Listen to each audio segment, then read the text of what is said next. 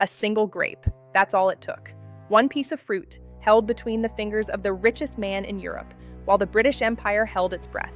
November 1875. A decision that would cost £4 million, break constitutional law, and change the course of world history. And it all came down to whether one man would swallow that grape and say yes. But let's rewind, because to understand how we got here, you need to understand what was at stake. And I'm not talking about money, I'm talking about power, real power. Picture this, it's the height of the British Empire. The sun never sets on British territory. From London to India, from Cairo to Cape Town. The red on the map stretches across 1/4 of the entire planet. Queen Victoria rules over 400 million people. British ships dominate every ocean. British banks control international finance. This is the age when Britain doesn't just influence the world. Britain is the world. But there's a problem, a massive, unavoidable problem that keeps British admirals awake at night.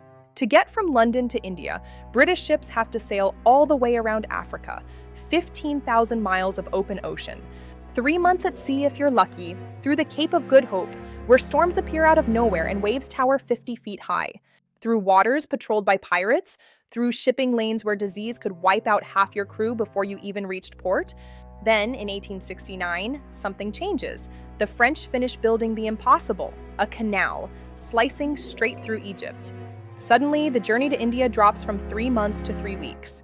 The Suez Canal isn't just a waterway, it's a shortcut to empire. Control this canal, and you control the highway to half the world's wealth. Here's where it gets interesting. Britain didn't build it, France did. When it opened, France owned 56% of the shares. Egypt's ruler, Ismail Pasha, owned the rest, 44%. Britain owned nothing, let that sink in. The most important shipping route for the British Empire, and they don't own a single share. Every British ship that passes through pays fees to France and Egypt. Every pound of cargo, every soldier, every ounce of trade going to India, controlled by someone else. Now fast forward to November 1875. Benjamin Disraeli is Prime Minister. Brilliant, ambitious, and obsessed with making Britain the dominant power on Earth.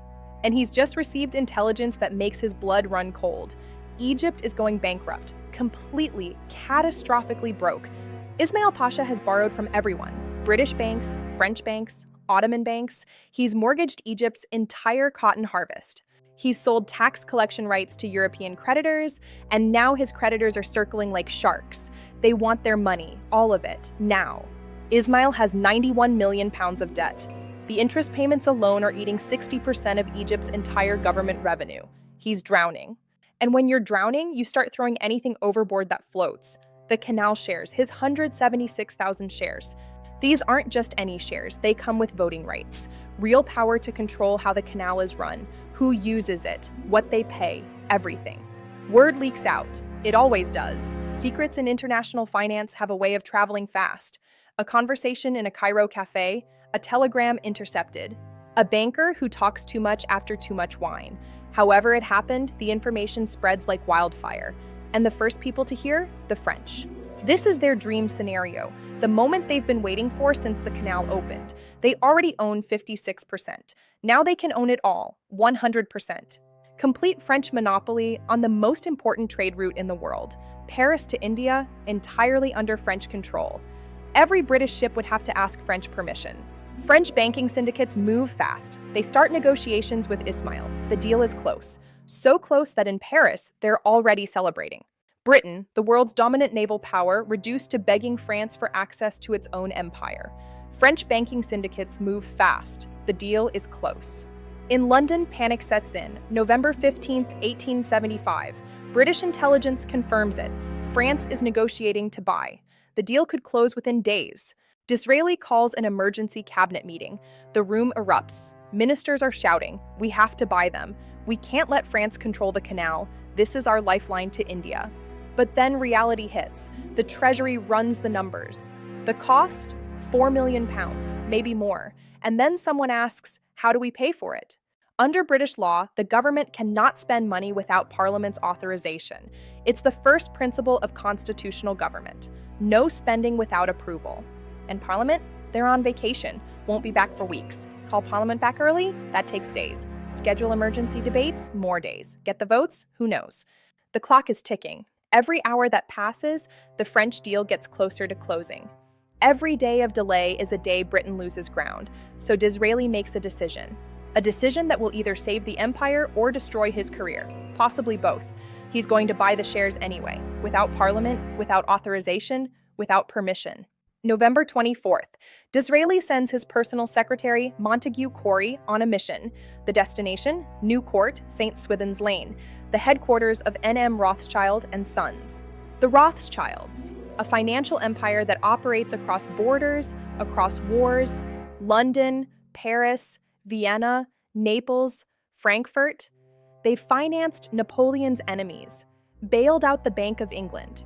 Lionel de Rothschild, arguably the most powerful private banker in the world. He has something almost no one else has in 1875, liquid cash, millions of pounds, just sitting there.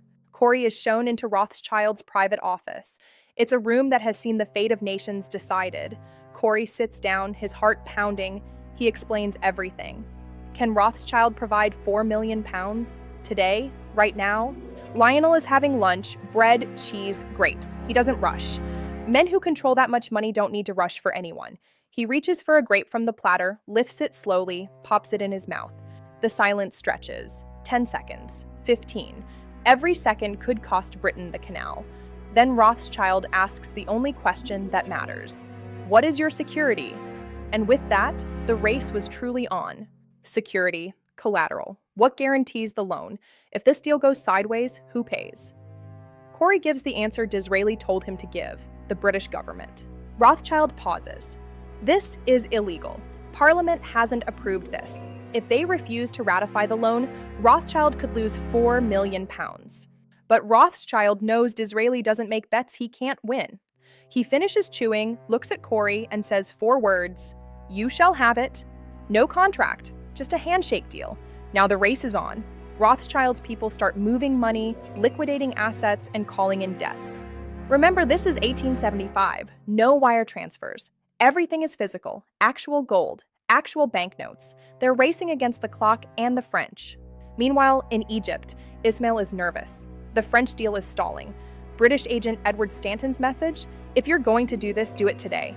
November 25th, the money is ready.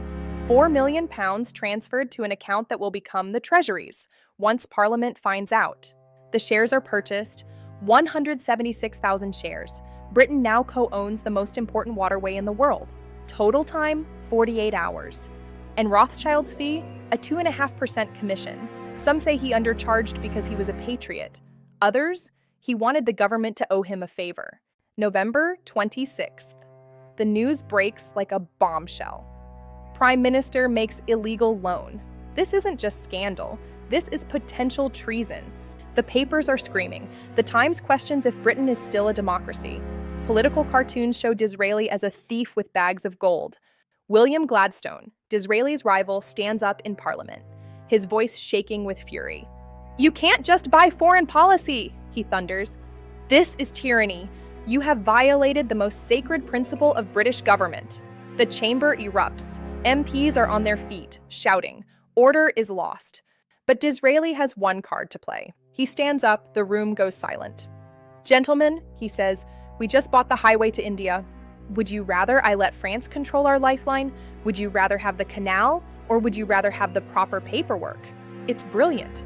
Parliament votes to approve the purchase. The loan is ratified, Disraeli wins, the law was broken, but nobody cares, because he got results. But owning shares isn't the same as controlling a country. 1876, Egypt goes fully bankrupt. 1878, Britain and France take over their finances. Just temporarily, they promise. 1882, Egyptian nationalists revolt. Britain's response? Military occupation. That temporary stay? It lasts 72 years. That 4 million pounds didn't just buy shares. It bought a justification for occupation. It bought the foundation of British power in the Middle East for generations. Decades later, when Nasser nationalized the canal in 1956, Britain still pointed to those shares. It bought an empire's argument for controlling someone else's country. Today, the canal is still critical, carrying 12% of global trade. 30,000 ships pass through every year, the arteries of global commerce.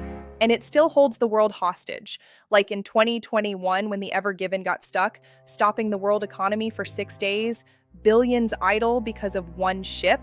The real legacy isn't the canal, it's the precedent. The idea that when the stakes are high enough, the rules can be bent. History changed forever, all because of one grape and a handshake.